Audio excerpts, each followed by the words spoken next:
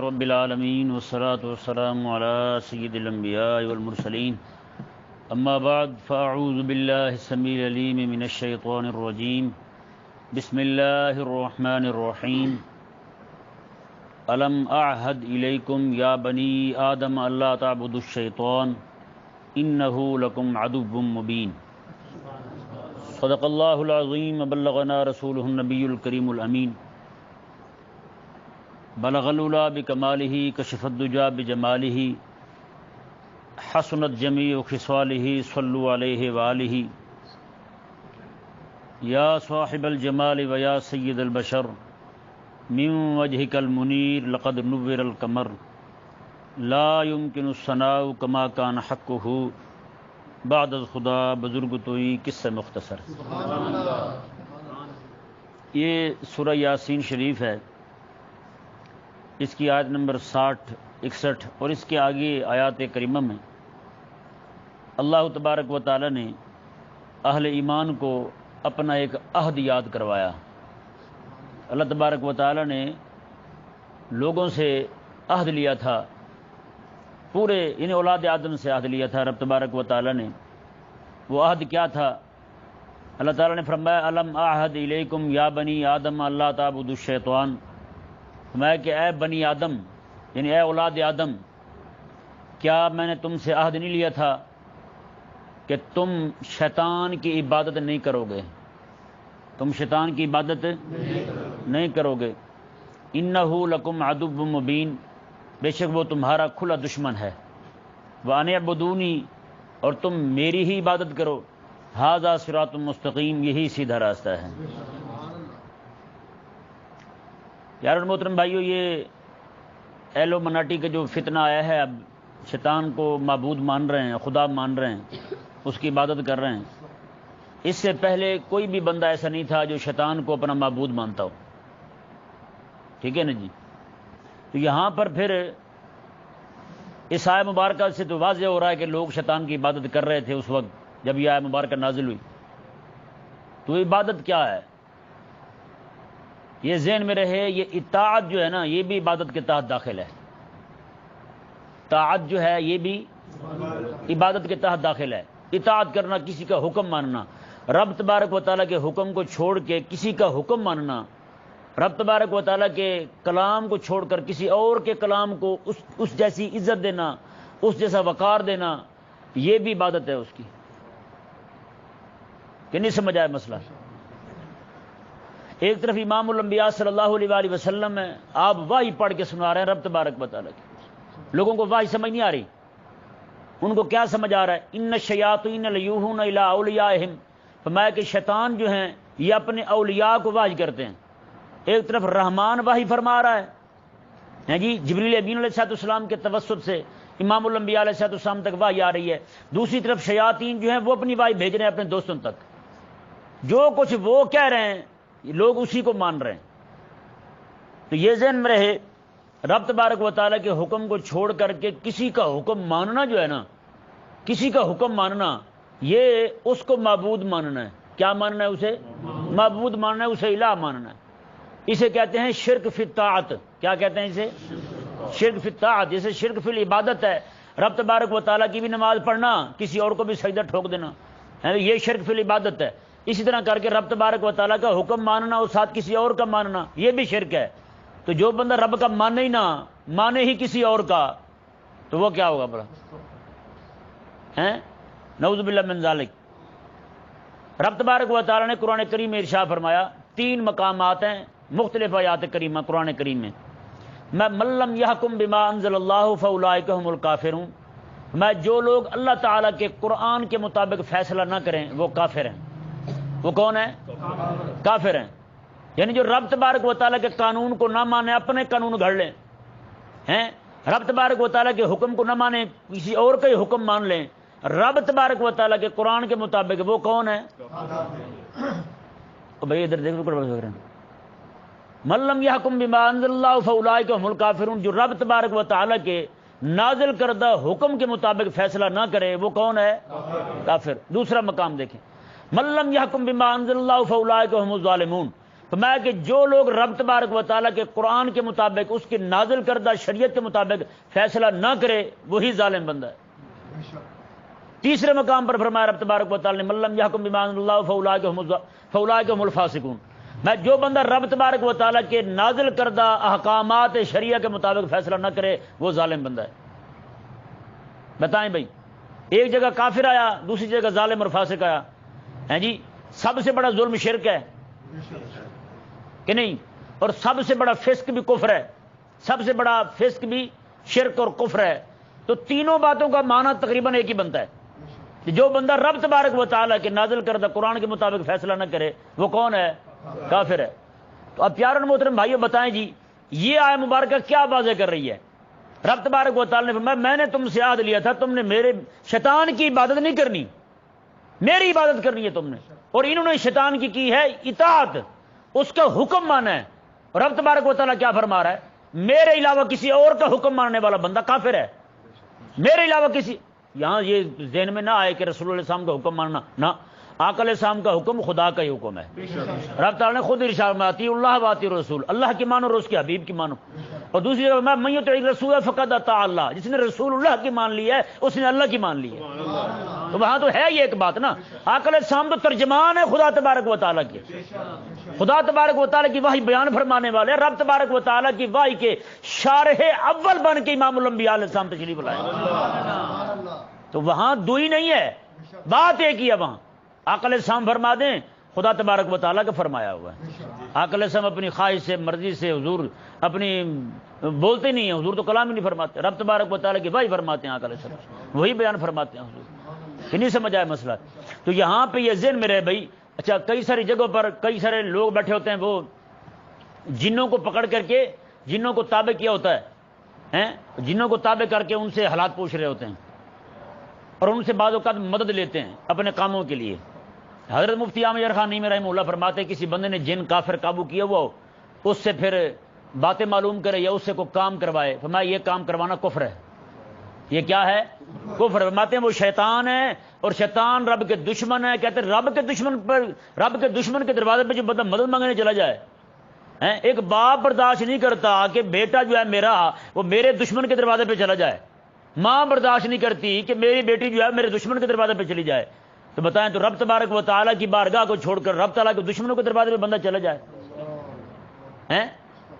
تو کہاں رہے گا اس کا ایمان پھر؟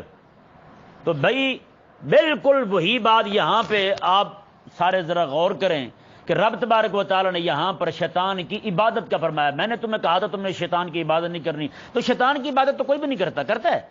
پوری اسمبلی میں جتنے بھی بیٹھے ہوتے ہیں ارکان اسمبلی معزز کرتے ہیں شیطان کی عبادت؟ نہیں نہ کرتے، وہ تو صرف بات ہی مانتے ہیں نا، شیطان کی بات مانتے ہیں۔ تو رب تبارک و تعالیٰ نے اسی کو عبادت کہا ہے، کیونکہ اطاعت کی ہے انہوں نے شیطان کی، تو رب تبارک و تعالیٰ نے فرمایا کہ تم شیطان کی عبادت کر رہے ہو۔ حکم میرا ماننا عبادت تھی، تم نے شیطان کا حکم مان لیا، میرے دشمن کا حکم مان لیا۔ تو یہ طاغوت کی عبادت، طاغوت کی اطاعت جو ہے یہ بندے کو کافر کر دیتی ہے۔ یہ ذہن میں رہے۔ بتائیں نا یار، رب تبارک و تعالیٰ قرآن بھیجے اس کو بحیثیت قانون نافذ کیا جائے، اور بندہ جو ہے مومن کلمہ پڑھنے والا عاشق رسول ہو، رب تعالیٰ کے قرآن کو چھوڑ کر کے وہ بھاگتا پھرے دائیں بائیں، وہ کافروں کے کالے قانون اٹھا کے پھرتا رہے یہاں۔ اور افسوس والی بات دیکھیں، جب بندے کے دل کے اندر نہ کفر بھر جائے نا، پھر اسے اسلام کا قانون بھی کالا نظر آتا ہے، اسلام کا قانون کالا نظر آتا ہے۔ یہ رب تعالیٰ کا فرمان ہے نا، چور جو چوری کرے اس کے ہاتھ کاٹ دو۔ پیپل پارٹی کی جو پچھلی مائی تھی بے نظیر، اس نے کہا تھا میں لوگوں کے ہاتھ کاٹ کے ٹنڈے کر دوں سارے۔ یہ کیا ہوا؟ رب تبارک و تعالیٰ کے قرآن کا مذاق اڑایا نا اس نے، رب تعالیٰ کے قرآن کا انکار کیا اس نے، یعنی وہ اسے ظلم کہہ رہی ہے، رب تعالیٰ کے حکم کو ظلم کہہ رہی ہے وہ۔ اور وہ ایسی خاتون تھی، عظیم خاتون تھی، آج بھی اس کے اتنے بھائی پھرتے ہیں یہاں، ختم ہونے کو نہیں آتے۔ اگر جو اس بے نظیر کا جو بھائی ہوگا، زرداری کا کیا لگا ہوگا کہ نہیں سمجھ آئے؟ تو یہ عجیب بات ہے، بھی سارے بھائی بنے پھرتے ہیں۔ میں نے کہا یار شرم کرو یار، کس کے کیا بن رہے ہو تم؟ تو ایک مرتبہ تقریر کر رہی تھی، اذان ہو رہی تھی، تو کہتی ہے چپ ہو جاؤ اذان بج رہا ہے۔ بتائیں یار، ایک مسلمان کی بیٹی مسلمان خاتون ہو، اسے یہ نہیں پتا اذان پڑھی جا رہی ہے اذان بجائی جا رہی ہے، اس طرح کر کے اور بھی یہ گاہے بگاہے بکتے رہتے ہیں۔ شیطان تصویر جو ہے اس نے ناموس رسالت کے قانون کو کالا قانون کہا تھا۔ کفر اتنا بھر گیا ان کے اندر کہ انہیں خدا رسول کے قوانین کالے نظر آ رہے ہیں، حالانکہ یہ جن قوانین کو لے کے چل رہے ہیں ان کے جو مقننہ، ان کا جو طبقہ ہے وہ سارے کے سارے کالے ہیں، وہ سارے کمینے ہیں، ان کے گندے قوانین کو لے کے مسلمانوں پر نافذ کر رہے ہیں، اور انہی کو آئین پاکستان، وہی کیا ہے آئین پاکستان، ہمیں تو دکھاؤ، ہمیں بھی تو سمجھاؤ۔ بھئی ہمارے مولوی بھی تیش میں آ جاتے ہیں، آئین پاکستان کو چھیڑ چھاڑ کی تو ہم باہر آ جائیں گے۔ پھر میں نے کہا چل تو بھی آیا ایک بار اور، کیا ہوگا اس سے؟ آئین پاکستان نہیں، رب کے قرآن کی بات کرو یار۔ ہاں، جو کچھ تم نے دکھایا نا لوگوں کو، سب کو نظر آ گیا ہے۔ اللہ تبارک و تعالی ہمیں سمجھنے کی توفیق عطا فرمائے۔ تو بھائی اس آیت مبارکہ سے یہ ایلومناٹی کا جو فتنہ ہے، یہ میں پہلے بھی کئی بار بیان کر چکا ہوں۔ آپ کے ملک کے جتنے بھی اینکر بیٹھے نا اوپر، ان میں اکثریت جو ہے وہ سارے اسی کے پیروکار ہیں، اور یونیورسٹی میں لڑکے اور لڑکیاں تک اس کے پیروکار بن رہے ہیں۔ یہ کسی کو ذرا شوق ہے نا اس کی تفصیل سننے کا، یہ مولانا ذیشان صاحب سے رابطہ کریں، یہ آپ کو بتائیں گے سارا پھر کہ کیسے کیسے لوگ جو ہیں اس کے ممبر بنتے ہیں۔ یہاں سے مینار پاکستان سے چلانا شروع کرتے تو اسلام آباد لے جاتے ہیں، کیسے کیسے انہیں جناب اپنی جماعت کا رکن بناتے ہیں اور کیسے ان کی بھرتی ہوتی ہے۔ اللہ تبارک و تعالی آقا علیہ السلام کے غلاموں کو دین حق پر قائم رہنے کی توفیق عطا فرمائے۔ تو یہ ہر بندہ اپنے بچوں سے، یہیں پہ مجھے ایک دوست ملے، یہیں اسی مسجد میں، نمازی ہیں ہمارے، انہوں نے مجھے کہا کہ ان کی بیٹی جو ہے وہ ہل گئی تھی ایلومناٹی کے مسئلے پر۔ ہاں، ان کی بیٹی وہ ہل گئی تھی ایلومناٹی کے مسئلے پر، وہ یہ کہہ رہی تھی کہ جناب وہ صحیح ہے۔ وہ کیا اس نے دلیل دی؟ اس نے کہا شیطان جو ہے، رب چاہتا ہے بندے مسجد میں آئیں، شیطان کہتا ہے سینما میں جائیں، تو رش کہاں زیادہ ہوتا ہے؟ سینما میں ہوتا ہے نا، تو کہتا ہے پھر پاور میں شیطان ہوا، رب تو نہ ہوا؟ بتائیں، جہاں بات یہاں تک پہنچ جائے پیارے بھائیوں، وہاں کپڑے جھاڑنے کی ضرورت ہوتی ہے۔ پھر بندہ اپنے کپڑوں کی صفائی کرے، جھاڑے، دیکھے تو صحیح کہیں ہمارے اندر ہی کفر تو نہیں گھس آیا، ہمارے محلے میں کہیں جو ہے وہ ملحد تو نہیں رہ رہے، ہمارے گھر میں کہیں بے دین تو نہیں پیدا ہو گئے۔ اللہ تبارک و تعالی ہم سب اہل اسلام کو سمجھنے کی توفیق عطا فرمائے۔ کسی کو ہم سمجھاتے بھی ہیں نا، وہ آگے سے ہمیں دلائل دیتے ہیں، وہ جی دیکھیں جی پھر ڈاکٹر نہیں بنیں گے، انجینئر نہیں بنیں گے، ٹیچر نہیں بنیں گے، انگریز کے فرنیچر نہیں بنیں گے، تو پھر کیا ہوگا بھائی؟ پھر روٹی پھر کیسے کھائیں گے؟ ٹماٹر بیچیں گے؟ بھائی ٹماٹر بیچو گے، ٹماٹر بیچنا کون سی عیب والی بات ہے؟ ایک بندہ پولیس میں بھرتی ہو کر کے رشوت لے رہا ہے، یہ معزز ہے خدا رسول کے ہاں، یا پھر بندہ ٹماٹر بیچ کے حلال روٹی لے کے جا رہا ہے وہ معزز ہے؟ ٹماٹر بھی ہو، ساتھ بندہ آلو بھی رکھ لے تو سونے میں سہاگا ہے، بھائی بندہ چودھری بن جاتا ہے، اتنی بات صحیح کہ نہیں؟ ہاں، یہ آیت مبارکہ دیکھیں جی، سورہ صاد شریف ہے، حضرت سیدنا ایوب علیہ السلام کا واقعہ بیان ہو رہا ہے۔ حضرت ایوب علیہ السلام نے، ان کی گھر والی نے کوئی بات بتائی، تو اس بات پہ ان کا کوئی معاملہ ہوا، تو حضرت ایوب علیہ السلام نے فرمایا کہ میں صحت یاب ہو گیا نا تو تجھے 100 کوڑے ماروں گا۔ اب وہ مائی صاحب خدمت گزار بھی ہیں جی، باقی سارے دائیں بائیں ہو گئے، یعنی کہ آپ کے مرض کی حالت میں اس مائی صاحب نے وفا کی تھی، تو ایسی خدمت گزار تھی۔ حضرت ایوب علیہ السلام نے فرمایا کہ میں صحت یاب ہو گیا نا تو 100 کوڑے ماروں گا تجھے۔ اب اللہ تعالیٰ نے کرم کیا کہ وہ اللہ تعالیٰ نے فرمایا انہیں ارکض برجلک ھذا مغتسل بارد و شراب، سائنس ٹیکنالوجی ہو گئی تباہ، میں ارکض برجلک، فرمایا ایوب ذرا اپنے پاؤں کی ایڑی مارنا نیچے، پاؤں کی ایڑی ذرا نیچے مارو، بس ایڑی ماری نا تو رب تعالیٰ نے فوراً فرمایا ھذا مغتسل بارد و شراب، یہ پانی غسل کے لیے بھی بڑا بہترین ہے اور پینے کے لیے بھی بڑا بہترین ہے۔ کیسی بات ہے جی؟ کہاں گئے وہ سائنس ٹیکنالوجی ہیں؟ آ کے جناب وہ اتنے دن بور کرتے رہتے ہیں، پھر جا کے پانی آتا ہے وہ بھی پھیکا ہیں، تو وہ قربان جائیں، وہ کنواں میں نے دیکھا ہے جی، اس کنویں کا میں نے پانی بھی پیا ہوا ہے۔ حضرت ایوب علیہ السلام کے مزار شریف کے باہر ہی ہے وہ کنواں، آج بھی موجود ہے وہاں۔ بہرحال وہاں جہاں مجھے یہ خوشی ہوئی کہ ایوب علیہ السلام کے مزار شریف پہ گیا اور وہاں ان کے پاؤں کو لگنے والا پانی جو ہے وہ اس کنویں کا پانی پیا، وہاں افسوس مجھے ایک بات کا اور بھی ہوا، وہاں آپ کی جو مسجد شریف تھی اس کے بیت الخلاء جو تھے، اس بیت الخلاء کے دروازے پر نعوذ باللہ من ذالک حضرت امیر معاویہ کا نام لکھ کے آگے کافر لکھا ہوا تھا۔ یہ کسی پاکستانی حرامی کا کام ہوگا، بتائیں جی، رسول اللہ علیہ السلام کے صحابی کا نام بیت الخلاء میں لکھا ہوا.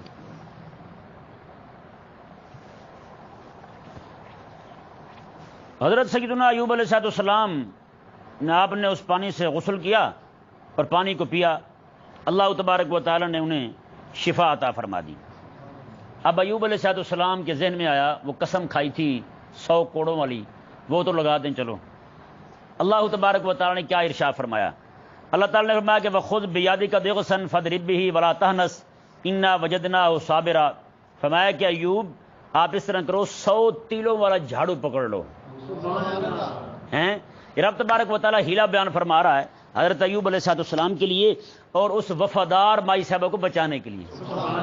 اس سے ثابت کیا ہوا یار، اگر کوئی بندہ وفادار ہو نا تو مالک بھی سزا اسے کم دیتے ہیں اگر اس سے کچھ ہو جائے تو. کہ نہیں سمجھ آیا مسئلہ؟ تو وہ مائی صاحبہ جو ہیں یہاں سے ایک اور بات بھی ثابت ہوتی ہے کہ انہوں نے تو چلو قسم کھائی تھی ایوب علیہ السلام نے 100 کوڑے ماروں گا، تو رب تبارک و تعالی نے یہ نہیں فرمایا کہ میرا ایوب قسم کھا کے بیٹھا ہے چلو قسم پوری کر لے، 100 کوڑے مائی صاحبہ کھاتے کھاتے وہ دنیا سے گزر جائیں نہ. رب تبارک و تعالی نے بھی یہاں پر مائی صاحبہ کا اتنا وہ پاس رکھوایا حضرت ایوب علیہ السلام سے. فرمایا کہ تم 100 تیلوں والی نا، 100 تیلے ہوتے ہیں نا، کیا کہتے ہیں انہیں، ہاں تین کے کہہ لیں، تین کے چھوٹے ہوتے ہیں ویسے، تو 100 تیلوں والی جو جھاڑو ہے نا وہ لے کے آپ مار دیں تو آپ کی قسم پوری ہو جائے گی. ولا تحنث، قسم آپ کی نہیں ٹوٹے گی، آپ ہانے سے نہیں ہوں گے. انا وجدناہ صابرا نعم العبد انہ اواب. اللہ تعالیٰ نے کتنا چنگا بندہ ہے ایوب. حضرت ایوب علیہ السلام بیمار ہوئے نا، بعد میں شفا یاب ہو گئے. تو اللہ تبارک و تعالیٰ نے ایک دن فرمایا میں ایوب جب بیمار تھا اس وقت تجھے مزہ تھا یا اب مزہ ہے؟ کہنے لگے مولا جب بیمار تھا اس وقت مزہ تھا. اللہ تعالیٰ نے میں وہ کیسے؟ کہنے لگے مولا جب میں بیمار تھا روزانہ جبریل مجھے آ کے پوچھتا تھا، جبریل مجھے کہتا تھا کہ رب فرما رہا ہے ایوب کیسے ہو؟ تو کہتے ہیں مولا وہ جو مجھے پوچھتے تھے نا رب کہہ رہا ہے کہ ایوب کیسے ہو، تو وہ اسی کے مزے میں میری رات بھی گزر جاتی، دن بھی گزر جاتا تھا. تو جب سے وہ میں ٹھیک ہوا ہوں، تندرست ہو گیا ہوں، تو اب وہ نہ آواز رس گھولتی تھی میرے کانوں میں، وہ بند ہو گئی ہے کہ میرا مالک مجھ سے پوچھ رہا ہے کہ ایوب کیسے ہو. اللہ اکبر.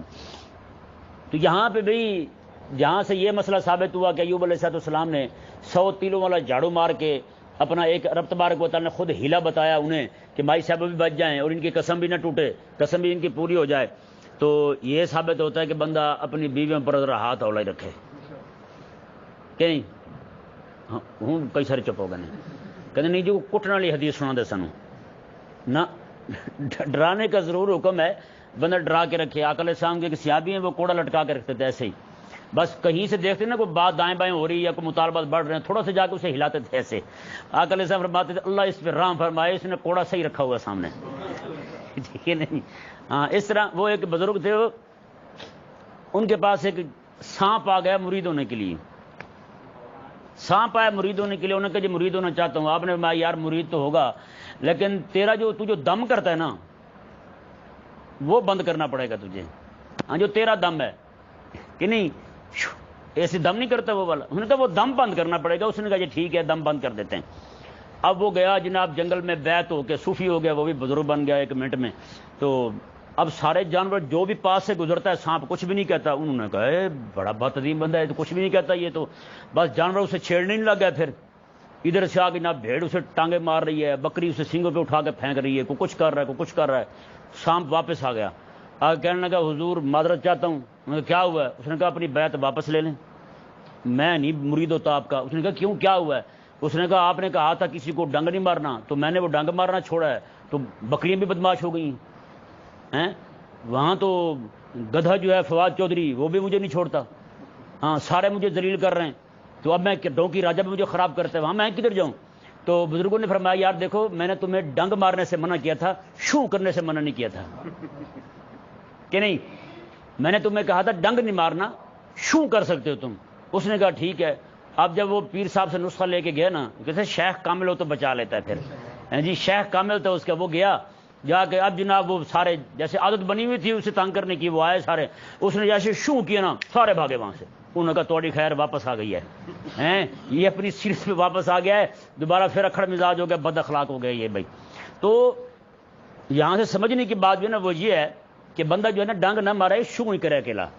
ہاں اگر خاتون جو ہے وہ بگڑ گئی ہے، کوئی مستی کر رہی ہے کوئی، تو صرف شوں کر دے اتنا ہی کافی ہے، ورنہ مارنے کی جو اجازت ہے نا، قرآن پاک میں بھی مارنے کی اجازت ہے، اور آقا علیہ السلام نے اس کی وضاحت بھی فرمائی۔ آقا علیہ السلام میں اگر بیوی کو مارنا پڑ بھی جائے نا، میں کو مسواک کے ساتھ مارو۔ کس کے ساتھ مارنا ہے؟ آپ مسواک کے ساتھ مارنا۔ مسواک کتنا بڑا ہوتا ہے بڑا؟ نہیں اینا بڑا کڑا مسواک ہوتا ہے؟ تسی دریا تے بہ کے وضو کر دو؟ مسواک اتنا سارا ہوتا ہے مسواک۔ اچھا جی سنیں جی، اتنا سارا مسواک ہوتا ہے، کرتے کرتے پھر تھوڑا سا اتنا بھی ہو جاتا ہے، تو یہ ایسی بات نہیں۔ مسواک کے ساتھ مارنے کی آقا علیہ السلام نے اجازت دی ہے، فرمایا کہ مسواک کے ساتھ بندہ جو بھی مارے اپنی بیوی کو مسواک کے ساتھ مارے۔ کئی سارے لوگ ایسے کسائی بن کے اپنی بیویوں کو مار رہے ہوتے ہیں، یہ درست نہیں ہے۔ اور یہاں پہ جو بہنیں ہیں، میں انہیں بھی یہ عرض کروں گا کہ وہ بھی ذرا شفقت یہ کریں۔ وہ بیچارہ سارا دن کما کے آتا ہے، محنت کر کے آتا ہے، جیسے گھر آئے اور آگے سے منہ سڑا ہوا ہو، اس بیچارے کی پھر کیا بچے گی؟ بل بتائیں۔ وہ بھی کہے گا کہ باہر بھی میں باتیں سن کے آیا ہوں، گھر آ کے پھر وہی حال ہے۔ ایک انتہائی شریف مائی صاحبہ تھی، 3-4 خواتین جو ہے نا، وہ اس کی سہیلی تھی ایک، اس کی ٹانگ ٹوٹ گئی، وہ پوچھنے کے لیے گئی اس کے پاس، تو انہوں نے پوچھا کہ کیا ہوا آپ کی ٹانگ ٹوٹی ہے؟ تو اس نے کہا کہ ہوا کیا ہے، رات کو میں آئی تو لیٹی ہوئی تھی، تو میرا شوہر آیا، اس نے مجھ سے پوچھا کہ روٹی کہاں ہے، میں نے ٹانگ کے اشارے سے بتایا وہ پڑی ہے، بس اتنی بات پہ اس نے ٹانگ توڑ دی میری۔ بھلا بتائیں کوئی مارنے والی بات تھی؟ انہوں نے بھی کہا نہیں ہے تو کوئی مارنے والی بات تھی ہی نہیں، ٹھیک ہے نا؟ یہ ایسے نہ ہو۔ اب دیکھیں ایک صحابی آقا علیہ السلام کی ان کی گھر والی نے کوئی ذرا اونچا بول دیا ان کے سامنے، تو انہوں نے کہا میں جا کے حضرت عمر کو شکایت لگاتا ہوں تیری۔ وہ جب آیا حضرت عمر رضی اللہ تعالیٰ عنہ کے پاس شکایت لگانے کے لیے، دروازے پہ کھڑا ہوا ہی تھا کہ اندر سے آواز آئی کہ حضرت عمر رضی اللہ عنہ کی زوجہ ان کو لڑ رہی ہیں، حضرت عمر کو لڑ رہی ہیں۔ وہ وہاں سے واپس جانے لگا، اس نے کہا میں یہاں ٹھہرتا ہوں، انہیں کہتا ہوں کہ اس طرح کا معاملہ ہوا ہے، میری بیوی مجھ سے لڑی ہے۔ تو انہوں نے کہا میری بھی لڑ رہی تھی، تو انہوں نے کہا اس سے اچھا ہے کہ نہ ہی بتاؤں۔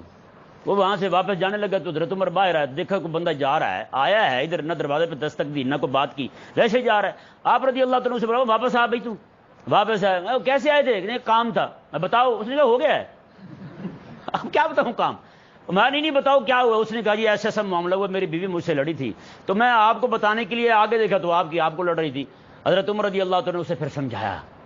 ہیں بتائیں یار، وہ عمر رضی اللہ تعالیٰ جس کا نام سن کے کافر کانپتے تھے، ہیں اللہ اکبر، کریم کے کرم دیکھیں جی۔ حضرت عمر رضی اللہ تعالیٰ عنہ آپ کی گھر والی، آپ نے فرمایا دیکھو یار بات سنو، میں سارا دن باہر ہوتا ہوں، میرے اتنے سارے بچے ہیں، سب کی دیکھ بھال بھی وہی کرتی ہے، سب کے کپڑے بھی دھوتی ہے، سب کے لیے کھانا بھی تیار کرتی ہے، ہر ایک کو وقت پر تیار کرتی ہے، ہر ایک چیز ان کو وقت پر تیار ملتی ہے۔ وہ تھوڑا سا اکھڑ بھی گئی ہے تو اس میں غصہ کرنے والی کون سی بات ہے؟ تھوڑا سا بول بھی پڑی ہے تو اس میں لڑنے والی کوئی بات نہیں ہے۔ تو وہ بندہ بھی سمجھ گیا، اس نے کہا جی بس آج کے بعد میں بھی اسی طرح ہی کروں گا۔ حضرت آقا علیہ السلام کے پاس ایک قیدی آیا، آقا علیہ السلام نے وہ قیدی پکڑ کر کے حضرت عائشہ صدیقہ رضی اللہ تعالیٰ عنہ کے حجرے میں چھوڑ دیا، اسے باندھ دیا، اندر کمرے میں چھوڑ دیا، باہر سے دروازے کو بند کر دیا، اور حضرت عائشہ صدیقہ کو فرمایا کہ اس کا خیال رکھنا، اندر ہی رہے، باہر نہ جائیے۔ اور دیواریں چونکہ درمیان کی گھر کے ساتھ گھر تھا نا، دیوار چھوٹی تھی، حضرت عائشہ صدیقہ رضی اللہ تعالیٰ عنہ دوسری جو آقا علیہ السلام کی زوجہ محترمہ سی، ان سے بات کر رہی تھی، دیوار پہ وہ ادھر کھڑی ہوئی ادھر کھڑی ہوئی، اس طرح بات کر رہی تھی۔ وہ نکلا وہاں سے بھاگ گیا، آقا علیہ السلام کو باہر سے اطلاع ملی کہ وہ بندہ بھاگ گیا ہے۔ آقا علیہ السلام آئے، گھر تشریف لائے تو دیکھا آقا علیہ السلام نے کہ وہ تو واقعی نہیں ہے۔ آقا علیہ السلام نے میں تیرے ہاتھ ٹوٹ جائیں تو دیکھ نہیں رہی تھی، اتنا فرمایا نا آقا علیہ السلام نے۔ تو اتنا کہہ کہ آقا علیہ السلام باہر چلے گئے، اسے پکڑوایا، دوبارہ اریسٹ ہو گیا، وہ آ گیا تو آقا علیہ السلام آئے تو دیکھا حضرت عائشہ صدیقہ نا پریشان بیٹھی ہوئی، ملول ہیں، پریشان بیٹھی ہوئی ہیں۔ آقا علیہ السلام نے دیکھ کے وہ ہاتھ اپنا اس طرح کر کے دیکھ رہی ہیں، الٹ پلٹ کے دیکھ رہی ہیں۔ آقا علیہ السلام عائشہ کیا دیکھ رہی ہو؟ کہتی ہیں حضور دیکھ رہی ہوں کون سا ہاتھ ٹوٹے گا، ٹھیک ہے نا، حضور نے جو فرمایا نا کہ تیرا ہاتھ ٹوٹ جائے، تو وہ کہنے لگی میں دیکھ رہی ہوں کہ کون سا ہاتھ ٹوٹے گا۔ آقا علیہ السلام نے انہیں کھڑا کیا، آقا علیہ السلام نے ان کا ہاتھ چوما، فرمایا عائشہ تیرے ہاتھ بھی سلامت رہیں، تو بھی سلامت رہیں۔ بتائیں بھائی، آج ایک ہم ہیں کہ ہم میں سے ہر بندہ ڈون بننے کو پھرتا ہے، نہیں جی میں تو یہاں کر کے دیتا ہوں، میں تو وہاں کر دوں، میں نے تو ڈرا کے رکھا ہوا ہے، یرکا کے رکھا ہوا ہے۔ ہاں جی وہی بندہ جو ہے وہ اس کا اپنا حال، گھر چلے جائے تو وہی جناب چپ کر کے بیٹھا ہوتا ہے کونے میں، یہ کیا ہوا جی؟ اس نے کہا جی وہ بچوں کی اماں ناراض ہے مجھ سے۔ بندہ پوچھی اتنی تجھ میں ہمت نہیں ہے؟ آقا علیہ السلام کا فرمان سے پتہ کیا ہے؟ آقا علیہ السلام نے فرمایا کہ دن کے وقت تم اپنی بیویوں کو مارتے ہو، رات کے وقت تم کون سا منہ لے کے ان کے پاس جاتے ہو؟ ہیں کیسے پھر ان کے پاس چلے جاتے ہو جن کو تم دن کو مار رہے ہوتے ہو؟ اس لیے ہر بندے کو چاہیے کہ وہ، اور آقا علیہ السلام کا فرمان پتہ کیا ہے؟ آقا علیہ السلام نے فرمایا کہ یہ خواتین جو ہے نا تمہارے لیے صرف رب کے نام پر حلال ہوئی ہیں، صرف رب کے نام پر حلال ہوئی ہیں۔ آقا علیہ السلام نے فرمایا کہ، اور یہ بھی دیکھیں، یہ بھی روایت حدیث شریف ہے، فرمایا کہ قیامت والے دن بندے کے بارے میں نا اس کی بیوی سے پوچھا جائے گا، بتا یہ بد خلق تھا یا حسن خلق والا تھا، بتائیں پھر پوچھا جائے گا ان سے۔ حضرت خواجہ ابو الحسن خرقانی رحمہ اللہ اتنے بڑے بزرگ ہیں، سلسلہ علی نقشبندیہ کے اتنے بڑے بزرگ ہیں، ان کو سارا جہان مانتا تھا لیکن ان کی زوجہ نے نہیں مانا کبھی بھی، ان کی بیوی نے نہیں مانا انہیں۔ ہوتا ہے نا، بندے کو بارے بزرگ مانتے ہیں، گھر والے نہیں مانتے۔ لاہور کا ایک بہت بڑا خطیب ہے، نام نہیں لوں گا، کلیاں کو پوچھے تو ان بھی نہیں دسوں گا میں، انہوں کو پوچھن ٹر پوے۔ تو ایک بہت بڑا خطیب ہے، تو ان کے وہاں بیٹھے ہوئے تھے کچھ لوگ، تو انہوں نے نا پیغام بھیجا گھر کی روٹی جو ہے نا بنا کے دو، مہمان آئے بیٹھے ہیں۔ اب وہ لڑکا جو گیا وہ کچے ذہن کا تھا، وہ اندر سے ہو کے واپس آیا، کہنے لگا جی مائی صاحبہ کہہ رہی جوتا لے کے آؤں اور آپ کی طبیعت صاف کروں، کون سی آپ نے سبزی لے کے دی تھی، جو کون سا سالن لے کے دیا تھا ہمیں بنانے کے لیے، کوئی گوشت لے کے دیے تھے بنا کے مہمانوں کو کھلائیں۔ جب اس نے مہمانوں کے سامنے یہ قصیدہ پڑھا نا حضرت کا، تو حضرت جوتا لے کے نا اس کے پیچھے بھاگے، کتے دا پترا دشنی گل سی ہیں، بتائیں بھائی۔ تو اس طرح یہ ہو جاتا ہے۔ بہرحال حضرت خواجہ ابو الحسن خرقانی رحمہ اللہ جو ہیں، آپ اتنے بڑے بزرگ اہل اللہ تھے کہ آپ کی ایک بندہ جو نا دور دراز کا سفر کر کے آپ کو ملنے کے لیے آیا، آپ کو ملنے کے لیے حضرت خواجہ ابو الحسن خرقانی رحمہ اللہ کو آ کے دروازے پہ کھڑے ہو کے دستک دی، اندر سے مائی صاحبہ نے آواز دی، کون ہے؟ انہوں نے کہا جی میں حضرت خواجہ ابو الحسن خرقانی حافظہ اللہ کی زیارت کے لیے حاضر ہوا ہوں۔ اس نے آ کے دو چار اسے بھی سنا دی، دو چار خواجہ صاحب کو بھی سنا دی۔ اس نے کہا تو بھی ایسا ہے، تیرا خواجہ بھی ایسا ہے۔ اس نے کہا، وہ بڑا پریشان ہوا، اس نے کہا یار سارے جہان میں اس کے ولی ہونے کے ڈنکے بج رہے ہیں اور اصل رپورٹ تو گھر سے ملی ہے کہ یہ بندہ صحیح کو نہیں۔ اچھا وہاں سے جانے لگا تو کیا دیکھا کہ بندہ دور سے نا شیر پر چڑھا ہوا ہے بندہ، اور سانپ کا اس نے رسا بنایا ہوا ہے، لکڑیاں اس کے اوپر لاد کے، سانپ کا کوڑا بنا کے شیر کو مارتا ہوا آ رہا ہے، اور لکڑیاں لادی ہوئی شیر پر تو آ رہا ہے۔ سامنے آیا تو دیکھا آپ نے وہی بندہ، آپ اہل اللہ میں سے تھے، دل کی کیفیت پہچان گئے۔ آپ نے کہا یار میں اپنی بیوی کی بدتمیزیاں برداشت نہ کرتا تو آج یہ شیر بھی میرا وزن نہ اٹھاتا، میں یہ شیر کو رب تبارک و تعالیٰ نے میرے تابع کر دیا ہے، کیونکہ میں نے اپنی بیوی کی جو بھی باتیں ہوتی ہیں میں انہیں برداشت کرتا ہوں۔ میں آج تک اس کے سامنے نہیں بولا، میں نے کچھ نہیں کہا، میں نے کہا جو تو نے کہنا ہے کہتی رہے، میں نہیں کچھ کہتا تجھے۔ کہتے اللہ تبارک و تعالیٰ نے مجھے اس کا انعام یہ دیا کہ یہ شیر میرے تابع کر دیا ہے۔ انہوں نے کہا جنگل کے سارے جانور میرے تابع کر دیے رب تبارک و تعالیٰ۔ ایک مرتبہ حضرت خواجہ ابو الحسن خرقانی رحمہ اللہ نا آپ ہوا میں پرواز کرنے لگے، اس طرح کر کے نا گھر کے گرد چکر لگایا۔ آپ نے میں چلو دیکھے گی کچھ تو مانے گی نا، آپ نے اس طرح کر کے چکر لگایا نا، چکر لگا کے واپس آئے تو اس نے کہا مائی صاحب کو پہچان نہیں ہوئی کہ وہی ہیں۔ اس نے کہا تو بڑا ولی بنا پھرتا ہے، ولی تو میں نے آج دیکھا ہوا میں اڑ رہا تھا۔ اس نے کہا پکی بات ہے دیکھا؟ اس نے کہا دیکھا ہے۔ آپ نے وہ تو میں تھا۔ اس نے کہا میں بھی کہوں ٹیڑھا کیوں چل رہا تھا تو نہیں نہ منتی۔ تو یہ ہو جاتا ہے بھائی، ہر جگہ ہوتا ہے۔ تو اس لیے بندے کو چاہیے کہ وہ ضروری نہیں ہے کہ اسے قابو کرنے کے چکر میں اسے اپنے آپ ولی ہونا منوایا اسے، نہ یہ ضروری نہیں ہے۔ بندے کو چاہیے کہ صبر کے ساتھ رہے، اللہ تبارک و تعالیٰ اسے اجر عطا فرمائے گا۔ اور مزے کی بات دیکھیں کب وہ بھائی کی کرنا، کریم آقا کے سامنے ارشاد فرمایا، یہ حدیث پاک سیاسی تشریح میں موجود ہے، اللہ اکبر، میں کو بندہ جنتی ہو ہیں جی، اس کی بیوی اس کے ساتھ لڑے، میرے آقا کے سامنے میں جنت میں اس کی جو بیوی بنے گی نا حور، میں وہ وہاں سے دیکھ کے اسے کہتی ہے قاتلک اللہ ہو، اور تو مر جائے، اس نے کون سا ہمیشہ تیرے پاس رہنا ہے، آخر تو اس نے میرے پاس ہی آنا ہے نا۔ کیوں اسے تنگ کرتی ہے بیچارے حاجی صاحب کو؟ یار میں ویسے کہتا ہوں پتہ نہیں عجیب بندے یہ، میں کہ کیوں اسے تنگ کرتی ہے تو؟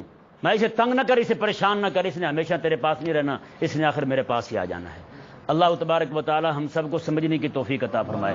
یہ نہ ہو کہ قیامت والے دن جو ہے، کیونکہ سب سے بڑا پڑوسی کے حقوق کا حکم دیا گیا ہے اس کو پورا کرنے کا، تو پڑوسی کے سب سے بڑا پڑوسی کون سا بلا؟ وہ بیوی ہے بندے کی۔ کون ہے؟ بیوی ہے، ہاں وہ ہمسائی ہے، بیوی ہے اس کی۔ یہ نہیں کہ گھر کے باہر وہی پڑوسی ہوتا ہے نا، گھر کے اندر رہنے والی بیوی بھی پڑوسی ہے اس کی، اس کے بچے بھی پڑوسی ہیں، اس کے ماں باپ بھی پڑوسی ہیں، یہ سارے کے سارے پڑوسی ہیں۔ سب سے پہلے انہی کے بارے میں پوچھا جائے گا، سب سے پہلے انہی کے فرائض آپ نے پورے کیے یا نہیں کیے وہ پوچھا جائے گا آپ سے۔ اللہ تبارک و تعالی ہمیں سمجھنے کی توفیق عطا فرمائے۔